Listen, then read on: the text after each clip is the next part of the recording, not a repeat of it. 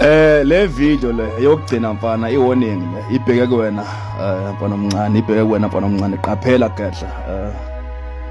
Sokhuzwa thina kabaprofeti, siyakukhuza abaprofeti manje, abantu bakamoya.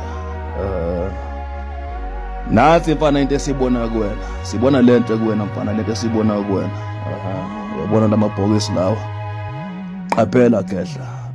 Akabi isikhathi sakho sokuthi uhambe emhlabeni, kodwa ngibona ngazathi uyasifinyeza insuku zakho. Awuhoshi imfo uyakhehla kokwenzayo. Noma uthola abantu angithi lapha ngibona uhamba nenyanga ubhaka asuse lo mhlola. Uphela umhlola ozakwehla lo. Uma ngabe ubhake inyanga akasuse lo mhlola.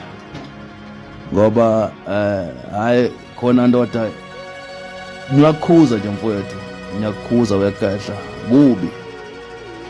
Umhlaba wonke iSouth Africa awujabule ngawe, kanti futhi nakwelamathonga abajabulele ngawe. Qaphela gedla, nalo beka khona unyawo, soka namhlanje nje la ubeka khona unyawo. Qaphela gedla, ngiyakukhuza nje mfana wami njengomprofeti, kwinto engiyibona kweleka moya. Bengicela ke ukuthi ke bonke abantu impela esikaThabane, bonke ubhululu iwengu ikaThabane laba bamlandelayo abathi phuthi noma ebheda abakhuza umfana lutho kumkhuza, thathe le video nomnikeza yona.